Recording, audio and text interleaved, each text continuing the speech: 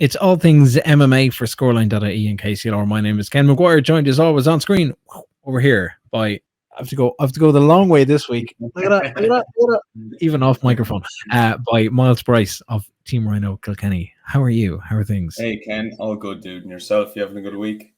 I am, to be fair, despite the fact that Irish weather is absolutely cat, and we've just come off bank holiday weekend as well. So now everything is like super condensed.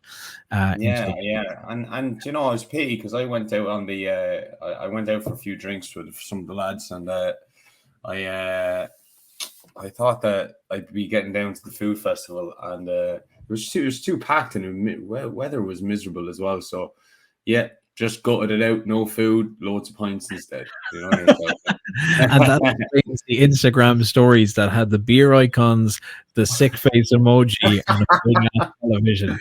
Oh, stuff! I'm not able to hang over. That's age catching up on you. You know, it happens to the best of us. It's okay. We've got a bit to talk about or to look through this week at the very least. Given that it was the bank holiday, there was a load of stuff on. Got to watch Katie Taylor fight. She won again, and then got to watch Jake Paul and Anderson Silva, which I don't know how much we had touched on it previously, or how much we had touched on it previously, other than we were looking at, you know, the possible motives for Anderson Silva to take on the fight at 47 years old and do 8 rounds of boxing with Jake Paul, who just seems to like building a career for himself by taking on big names in the world of MMA. Did you get to watch it? Did you get to see any of it? Yeah, I did actually. I actually watched the whole fight, and I thought it was very good. I thought it was a competitive fight. You know, I just thought Jake Paul won it from just getting that knockdown in round 7. I mean, it was a close fight. You know, did you get to watch it? I did, and I could probably do with understanding. I could probably do with understanding the scoring of boxing a bit more. Like I get quite a good understanding of the scoring of MMA bouts, but on the boxing side of things, I had Anderson Silva up a lot more than I think everybody else seemed to give him credit for. At least the judges seemed to give him credit for, because but for, you know, getting into rounds 5 or 6, it had seemed like there was maybe one round that was given to Silva. There was it 78-73 or something odd in the, you know, kind of on the score sheets. They seem to be a little bit further apart than and then I thought the fight was that little bit closer, like you're saying, but for the knockdown. And I know Silva had said it himself afterwards. It was like, you know, he was kind of disappointed that he just made the mistake that led to it. It wasn't a power thing. I got my footing wrong, lost my balance. He gets knocked down. He's straight back up. But you know, I guess the knockdown is going to count. 2 things off the back of it. Do we need to take Jake Paul a little bit more seriously, given that it was actually an entertaining and competitive fight? And 2, what do we do with Anderson Silva, who just doesn't want to stop fighting? I think Anderson Silva should just leave. Be left be, like, you know, to finish out his career any way he wants to. He's a legend, like, you know, of the sport, you know. Like, I personally feel like that what is it here? You said Silva says he's still just, does Silva say that Jake Paul is still just hype? Did he say that? No, I'm just, well, I think that was more sorry, that was in my notes to you. Silva says his still no, it's more like, is Jake Paul still just hype, or should we start believing the hype a little bit more? That's a good question. I think it's probably the main real question, isn't it? I feel like that Jake should be taken seriously. Jake is like kind of goes against the grain of what I feel like martial arts should be presented as in regards to his ego and his persona, which I don't think is very far-fetched from his ego, to be honest with you. I feel like he's doing a lot of great things in regards to the Fighters or Association. That's something that myself and many others in the MMA community has been screaming for a long time. So if himself and Anderson Silva follow through with this, and they actually change fighters' pay and health insurance, he's going down in the history books. So if he can do that, whatever his intentions are behind doing something like that, I don't know. But I mean, it can only be a good thing for everybody that's involved, really. Like, you know, in regards to his skills, I mean, like, come on. Like, I mean, at the end of the day, he is a 25-year-old who just beat a 47-year-old. Like, I mean, and Anderson Silva gave him a tough fight. I mean, Jake's not a bad boxer. Like, you know what I mean? He's not a bad boxer. But like, I mean, Anderson Silva is still 47. Yeah, he beat Julio Cesar Chavez. So we have to take into consideration that Jake is pretty good, like, at boxing, you know, and it's that simple. Like I have the same thought process with McGregor, but I give Jake a lot more respect because he's actually talking about fighters' health and fighters' pay and stuff like that. Like, but it's the same category for me. Like, he's not very good for the longevity of the sport, not very good for implanting ideologies into the younger generations or any upcoming fighters, regardless of age. Actually really comes down to how easily people are directed and manipulated. So I don't think he's good for that side of things, but I think I respect his skills, you know. And if he does do this fighters organization, I don't know if he's doing it for legitimately right reasons. I think Anderson Silva would be doing it for the right reasons. I think probably Jake is doing it because he wants more and more attention, because I think he has that type of personality, same as his brother, and any attention is good attention. And for him to keep switching between what do they call it again in wrestling, pro wrestling, the heel and the heel and the face. The heel and the face. I think he's switching a lot between the heel and the face. And I don't think it's his real purpose to help fighter pay. But if he gets the job done regardless, I don't care as long as he does it, you know. Well, we know we're going to see Silva. Whatever about what comes next for Jake Paul. I mean, he's looking to capitalize on the momentum. He's put a call to Nate Diaz to see if he's willing to step in. There seems to be no shortage of pro MMA athletes who would be willing to get into the ring, presumably take some of that mad money that seems to be going around, and get one over on Jake Paul. But the unfortunate side of things is, while we have seen some pretty good fighters, Ben Askren, Tyron Woodley, and now Silva, go down that road, none of them have been successful. So I don't know what you do. You know, do you look at getting former world champion boxers, or somebody else? That's not going to happen, but like, I mean, it's a no-brainer to put him in against Nate Diaz, isn't it? I mean, it's a no-brainer for him. And I'm sure Diaz would love the competition as well. He has that kind of Diaz as well. Yeah. Do you mean it's a no-brainer for Jake? A no-brainer for Jake. Yeah. Yeah, and no-brainer for Nate. No-brainer for Diaz. What the hell has Diaz got to prove going in there? Like, absolutely zero. And if he's going to make way more money than he would in the UFC anyway. Yeah, and if he is out of contract, as he says he's out of contract, it would be interesting. But then I don't know. It's like if you get to these points, maybe Jake Paul had gambled enough to go, do you know what? I'll get the better out of Anderson Silva, taking into the fact that he's, you know, despite his status in the world of mixed martial arts, that he is 47 years old.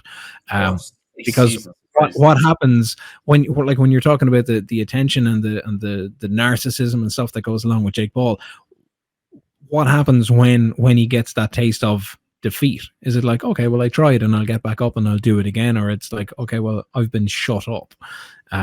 You know, would it be a different conversation if Silva had gone out and gotten the result against Jake Paul?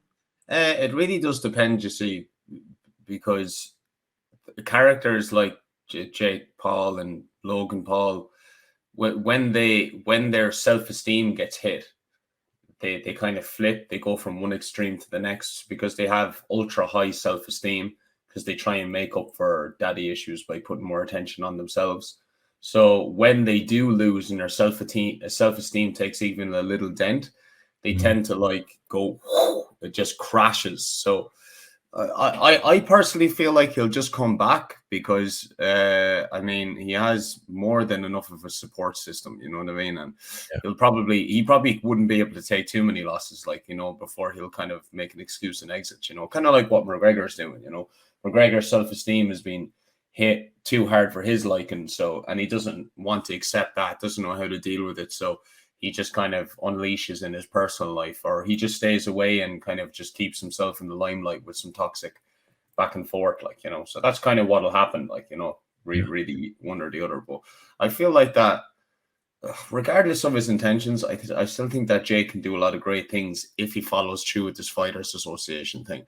And if he has Anderson Silva involved, I think that I think that Anderson Silva will have the heart to really kind of like run it the right way, I think. But it's hard to know. They don't seem to go well together, don't they? Not, you know. No, not really. I mean, we saw the whole kind of fighters union thing that had started and failed when Cowboy and GSP and a few others, maybe it was GSP. There was a few of them anyway involved at the time. Were trying to get something off the ground for better fighter conditions and fighter pay and health insurance and all the rest of it. But if it stands to pass and does well for the sport, then more power for it. I think maybe regardless of how it comes about. We do know that that's possibly Silva's next move.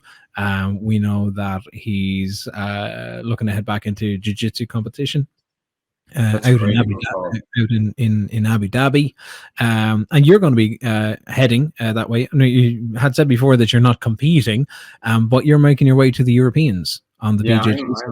I'm semi-retired now, so all I'm doing is eating pizza and coaching people. That's it. That's all I want to do. I'm just coming along for the crack, so I can just, like, you know, just eat pizza. Like, that's what Italy's all about, you know. Hey, do you know what? That's if that's all you go to Italy for, and you happen to catch a couple of good matches at the same time, then that's not too bad. So why I'm eating pizza? Take them down. Yeah. Grips. God, this pizza is so lovely. Yeah. First, be first. That's great. You can hear these little things that come along while you're completely distracted by Italian cuisine. Who is traveling with you, or who's going out, or who's going to be competing? A short list of people really going over to the Europeans and the Worlds, because we're a relatively small gym, you know, so we're kind of building that over the years as they go along. And so Ryan Mangan is coming over. He's obviously one of the coaches there, one of the top competitors in the gym. And Keith Jordan's coming over with us, and they're going over with their second halves, and I'm going over my own. So that's how it's going now, and I'm looking forward to it. And Ryan and Keith, I'm very proud of the effort they've put in over the last couple of months. Very adaptable athletes, great students, and I really can't see them coming out anyway defeated. And I'm not saying that in a literal sense. I'm saying that in the sense of they've given everything into their preparation. So regardless of the results, it's a win-win situation for me when you give 100% in the camps, because it's so much easier to get over losses, you know, because you know that you gave it absolutely everything, and that's just the nature of the game, and they have. So, you know, I'm very proud of them, and I'm sure they're going to do great. Does the training and competition regime have to change for both of those in preparation for something like the Europeans? And how do they do it? Because obviously, like you're saying, small team, small gym, family environment, similar and familiar bodies in and out of the mats week in, week out.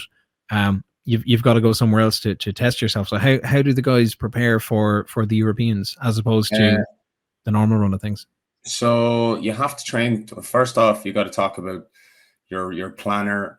You have to set a planner and a scheduler if you want to prepare for these types of competitions. It's you need to be preparing minimum 10 weeks out, really, for these competitions, and you have to be training twice a day.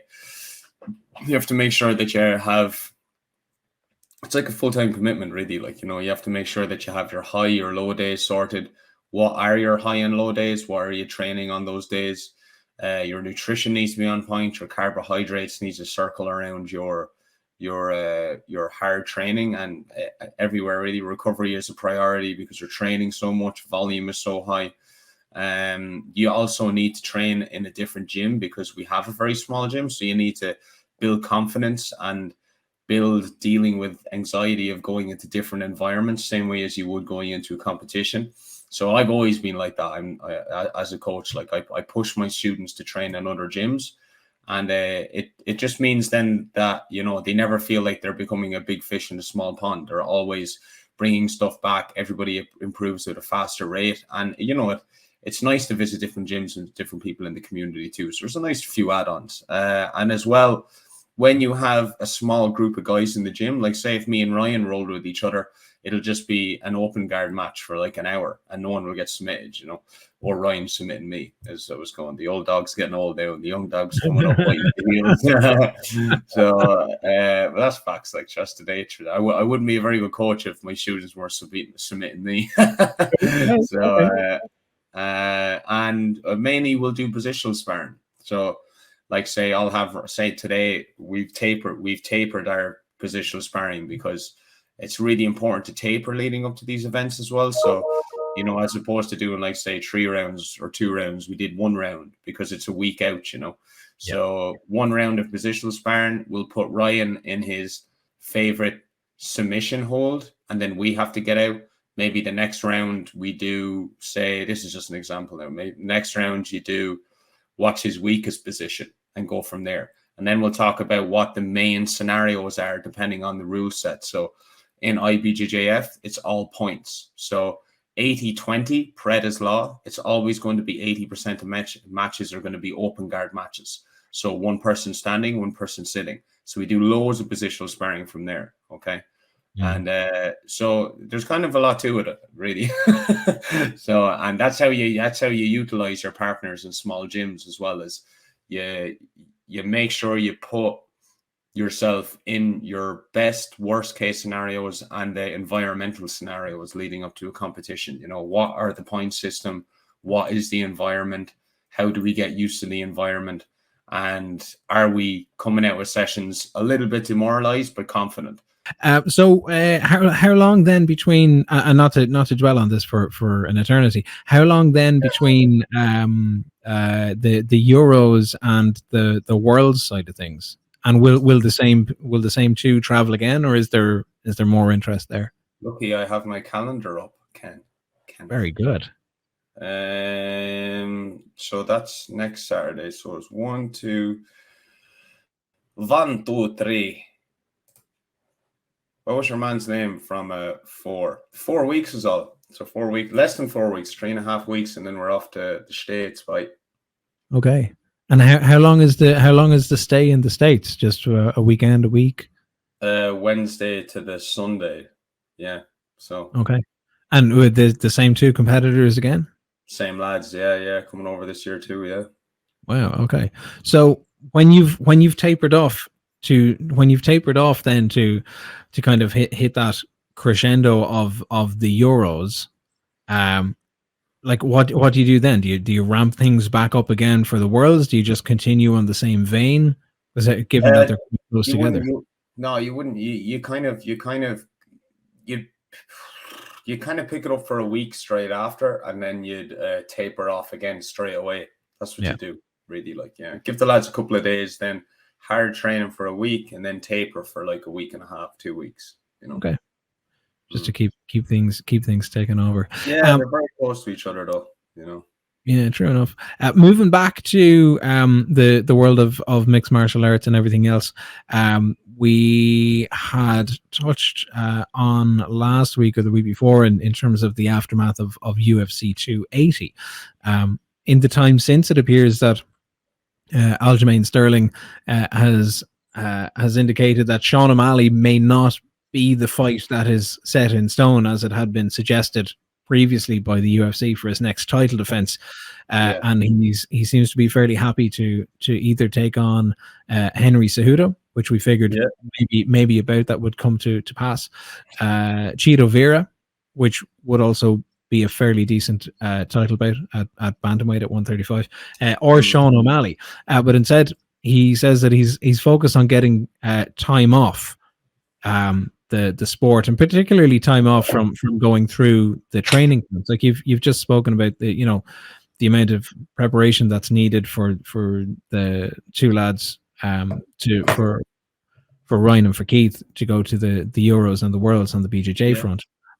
For Sterling, he's had 2 title defenses at the top level of the sport in 2022, and these things can obviously take a bit of time and take a toll on you, physically, mentally, in terms of your preparation. And he had alluded to life may be passing him by. that, you know, he doesn't want to just kind of go from fight to fight to fight to fight to fight to fight to fight. There's other things that need to be there, and he may not fight. May not fight until next summer. Do you see it as difficult for fighters at the top of their games where they are to get that balance right?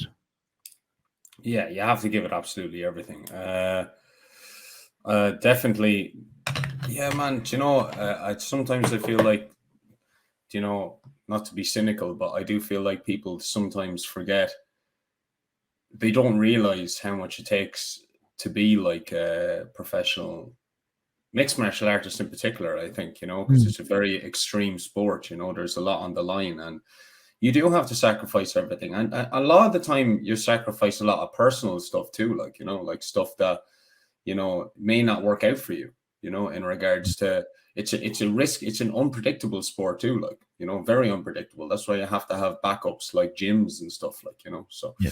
And that's great because you get to spread the knowledge. And I think to me, that's always had more purpose than fighting itself, is the giving back to others and being a part of your community and being able to meet new people, and, you know, and the stuff that you don't really like have to say or talk about. It's just, it gives a lot of meaning and purpose to your life. And I think that, to me, that was always worth more. That's kind of a lot of the time what I fought for. I never really fought for reasons just because I like fighting. I did when I was younger. I did when I was older to lead from the front, you know. And I think that when you're in Sterling's shoes, he's probably getting to the stage where a lot of champions do, where you lose the meaning for fighting a little bit. And, you know, maybe he's feeling a bit like that. Like, you know, I don't know what's going on in his head, but I know what it feels like to be at your wit's end with training camps and pushing yourself so much that life is kind of passing you by in regards to the little things. Like last Sunday, me going out and got together a little group of lads. You didn't turn up, by the way, Ken. What is your problem? I was actually down on the parade. Yeah, I was there. You elected for the high stool. I elected for the talks on coffee and actual food before I got soaked. Yeah. It was for people who don't know what we're talking about. There was a big food festival that happened in Kilkenny over the weekend. It hadn't been on in 3 years because of COVID restrictions, and they brought it back for the October bank holiday weekend. The place was absolutely packed, but then the weather sucked. So if you wanted food, if you wanted talks, if you wanted to get out and meet and greet people, you had to do it and be willing to get rather wet, which I was. But yeah, we'll do it again next year. Yeah, for sure. But I suppose just finishing up on that, like, you know, you do forget that life is really about the small things too, you know what I mean? Which is just like getting to actually just meet up with your friends for a few pints. And he probably hasn't done a lot of that, I'd say, over the last couple of years. So I can see where he's coming from. In that vein, are we as fans, or maybe not we as fans, but are fans too expectant of fighters? And do you think there's some pressure there? But they just don't care, like, you know what I mean? And why should they, you know? So, and I think you need to have that kind of mindset when it comes to fans and people that see, it's a tough sport too, you know, because what you really need to pay attention to as a fighter is the people that are there for you when you lose, the people that message you when you're not doing so well. Because you get caught up a lot into the people that just kind of like come out of nowhere and are all of a sudden your best friends and they want to be around. You get a little bit addicted to that. You know, you get addicted to that limelight. You get addicted to people coming up and kind of getting pictures with you and getting autographs and thinking you're the big shot. And you don't know whether you kind of lose track of who's your friends and who's your genuine, authentic friends, or you could say conditional or unconditional friends.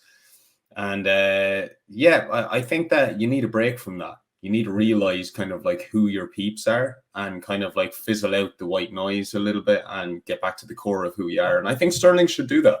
I don't know.